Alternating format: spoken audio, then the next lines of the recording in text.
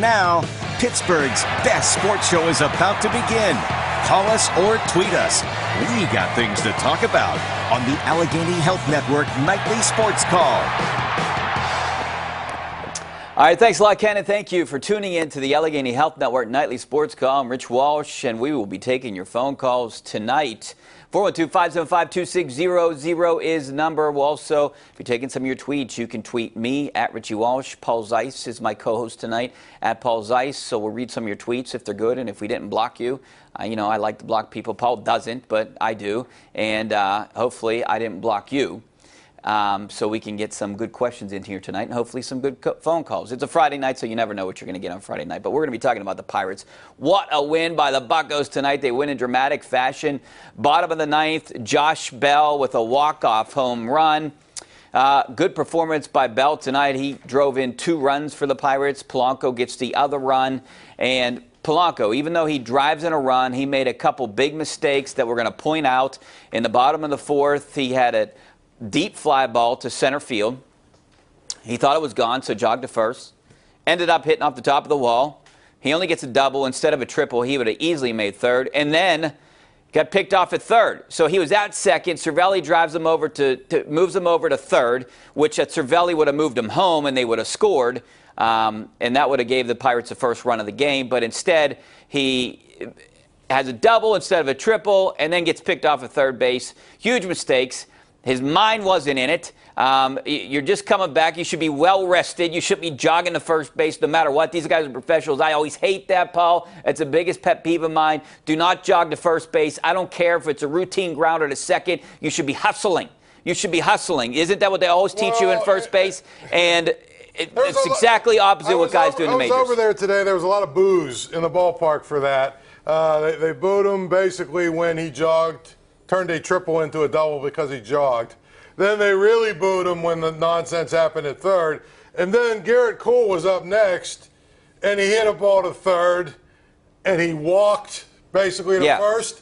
And the throw was real errant, and the first baseman actually had enough time to run, retrieve it, and touch the base. And Cole was just walking down the line. So they were not happy with that, but they're happy with the result of the night. It was a big hit by Josh Bell. Obviously, the kid's got a lot of power, and so that's the way you want to start. I've said all year that I think St. Louis is terrible, and I don't know why, people watch that team and think they're the Cardinals of 3 or 4 years ago. They're just not. So the Pirates, to me, I think they should sweep this series. Yeah, but you know what? The Cardinals are like the Steelers. They're always in it somehow. They have that winning attitude, mentality. Even if they're not in it that year, they're still going to end up somewhere in the mix like they are right now. So the Pirates do gain a game on the Cardinals. They haven't jumped ahead of them yet, but they're only half game back. The problem is the Cubs keep adding, and they probably will make another deal to get better. And Sonny Gray's on the market and potentially rumored to go to the Cubs or the Brewers. Yeah, that's what's funny. If Sonny Gray goes to the Brewers, the 2 teams you're chasing both went out and added a pitcher. Added a pitcher that this Jose Quintana could have been a Pirate. I don't know what the deal was in place or what they would. I would have given up any one of my prospects to get a guy because this guy's basically a prospect. He's not gonna. He's only gonna. He might help you this year, but he's really gonna help you next year if you think you're gonna be pretty good. Having a lefty like that in the rotation. Yeah, there was some discussion that maybe Josh Bell was involved. There was some discussion it was Meadows.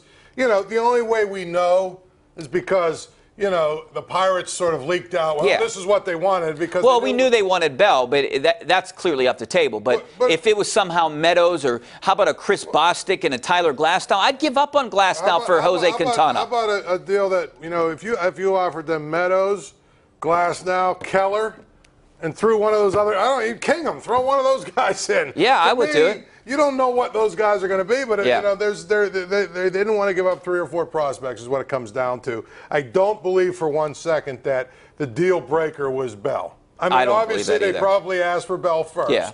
But if they weren't going to get Bell, I'm sure they would have settled for some package because the Pirates have some high-profile guys like Meadows and Glasnow and some of these other guys. So to me, if you look at what they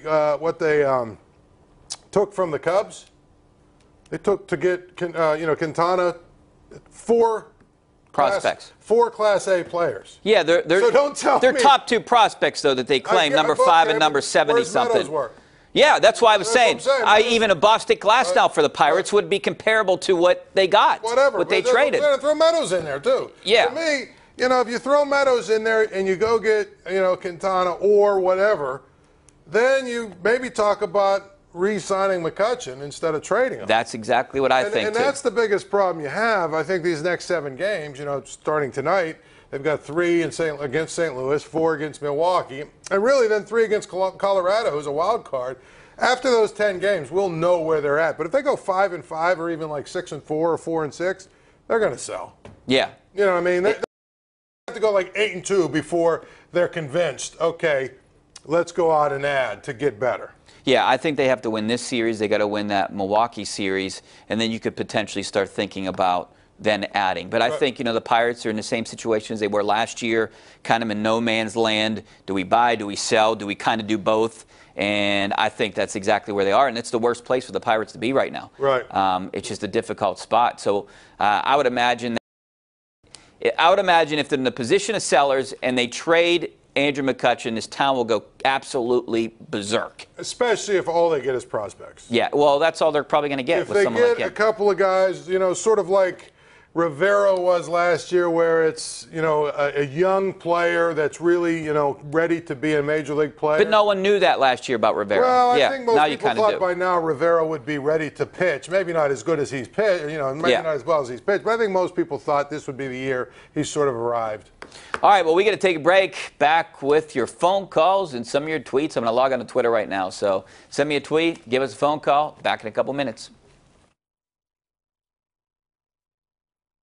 The Allegheny Health Network Nightly Sports Call is brought to you by the Allegheny Health Network and by Number One Cochrane. Go one better.